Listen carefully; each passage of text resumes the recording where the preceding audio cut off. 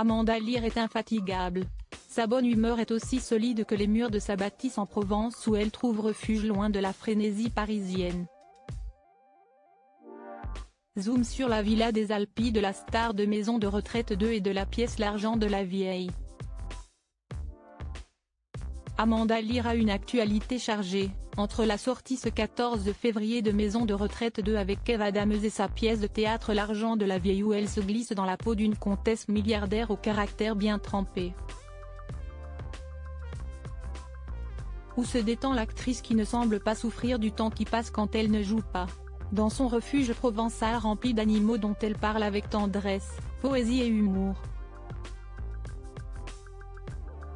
Au cœur des Alpilles dans le sud de la France comme d'autres stars, Amanda Lear goûte à un repos bien mérité, dans la solitude ou presque comme elle l'a confié dans les pages du magazine Gala.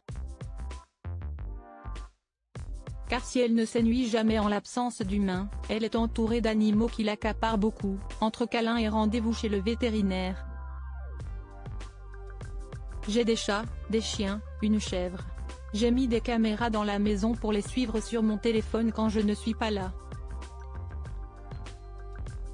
Pour s'occuper d'eux, elle a aussi engagé une Mary Poppins des animaux. Tout ça coûte très cher mais j'aime tellement les animaux.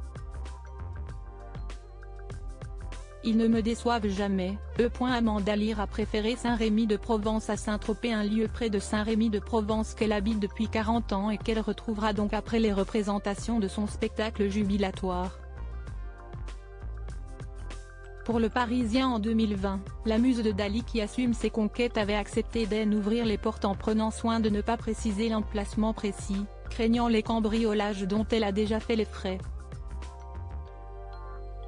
Elle est très attachée à cette maison alors qu'elle avait failli s'installer à Saint-Tropez. J'ai failli acheter la maison de Brigitte Bardot qui s'était ravisée au dernier moment. Écrins de verdure et murs colorés pour la muse de Dali, une maison à la porte de bois en ogive qui s'ouvre sur un écrin de verdure.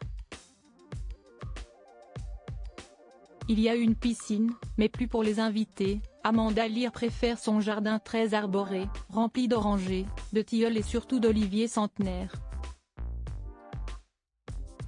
Elle prend soin de boiser son Éden dont elle récolte les fruits, des olives, principalement, faisant de l'huile au même endroit où elle est Charles Aznavour. Sa maison elle, est haute d'1 étage et est garnie de volets et porte d'un bleu lavé, en harmonie avec le jaune terre du torchis de la façade. Difficile de croire qu'Ouichi, c'était auparavant un parking en ruine. Côté mobilier, elle chine ses meubles pour avoir des objets qui ont une histoire. Elle dira d'ailleurs, vous me voyez chez Ikea ? Le Parisien décrit comme un livre de Pagnol les lieux, des murs colorés, des faïences bleues et jaunes, un antique chandelier d'église, des lanternes de fer forgé, des paniers au plafond de la cuisine, toutes carrelées, des tableaux aux murs, des meubles anciens voire défraîchis. Il règne ici une ambiance de bohème provençale. La demeure coûteuse dont Amanda Lear ne veut pas se séparer, une demeure chargée d'histoire mais qui coûte cher également. Amanda Lear l'avoue, tout mon pognon y passe, mes amis me disent que si est trop grand, que je devrais vendre. Mais je veux mourir ici, affirme-t-elle.